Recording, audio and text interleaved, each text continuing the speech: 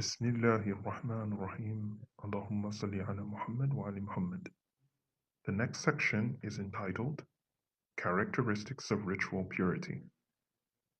The author says, quote, if one washes something hidden, that is to remove the ritual impurities from clothes and the like, in which its traces, that is the traces of the ritual impurity, can't be seen, one is to wash it 3 times, insomuch that the water must pass through the garment 3 times accompanied with rubbing.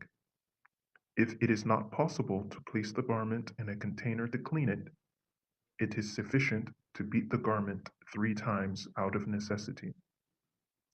The author then says that the washing must be done, quote, with water, and not other than water, such as vinegar, rose water, and the like. The author continues by saying, if one is able to see its traces, that is, the traces of the ritual impurity, one is to wash it until all of the traces are removed, and afterwards 2 more times. When the traces of the ritual impurity are removed, one is to wash it 2 more times. That is to say, water should pass through it twice. The text Al-Azhar continues to say, quote, or after using a cleansing agent, end quote. By cleansing agent, it means soap, arsenic, or any other substance customarily used to clean. That is to say that if the ritual impurity is too difficult to remove with water alone, one can use a cleansing agent to remove the traces of the impurity. Afterwards, one must rinse the garment with water twice. One is not religiously obligated to use the cleansing agent if the traces of the ritual impurity can be effectively removed with water. The author then begins the discussion regarding water and its judgments. He says, all water is pure, that is, suitable to use to remove the aforementioned ritual impurities, except 4 types. That which is next to a ritual impurity, it is adjacent to it and in proximity to it. This first type of water unsuitable to remove ritual impurity is divided into 2 types. 1, that which is connected to the ritual impurity, and 2, that which is connected to that which is connected to the ritual impurity. The author then says, that which has been changed, absolutely, water, in one of the 3 categories, smell, taste, and color. This second type of water, unsuitable to remove ritual impurity, is that which has been completely altered. He then says, that which is afflicted by a ritual impurity, even if it is a little, insomuch that if one was to think about using that water, one would use the ritual impurity with it.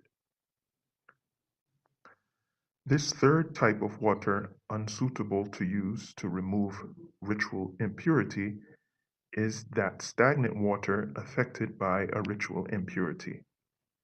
It is considered ritually impure due to the ritual impurity soiling it, whether its color, smell, taste was altered or not.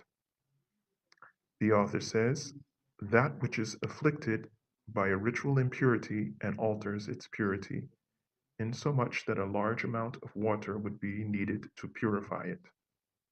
That is, this 4th type of water unsuitable to remove ritual impurity is that which has had its color, taste, and smell altered, and a large amount of water would be needed to return it to its former state.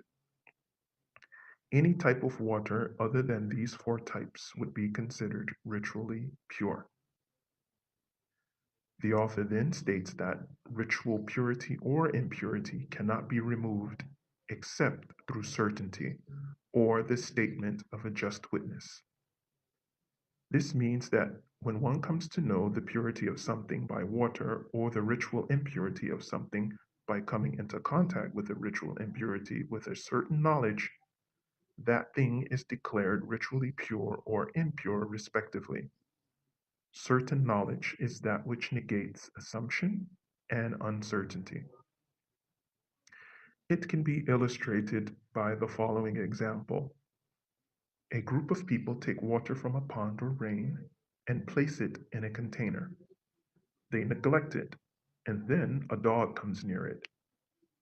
The people do not actually see the dog drink from it, but assume that he did while they were not looking. Is the water considered pure or impure? It would be considered pure because they did not see the dog drink from it, but only assumed it. They are to not act upon their assumption. They only act upon certainty. Conversely, the opposite is true. If you are certain that a garment was soiled by a ritual impurity, but you assume that it was purified in the wash, you are to not act upon the assumption that it was pure. Rather, you are to assume that it is still ritually impure. As for the testimony of a just witness, this applies to a male or female, slave or free. The just witness is the one who is not known to lie and who does not commit major sins openly. If one challenges the statement of the just witness, one is to rely on the statement of the just witness. If two just witnesses testify to contrary to each other, one says pure and the other says impure, at the same time, one acts upon the testimony of impure. That is, one accepts the testimony that it is impure rather than pure.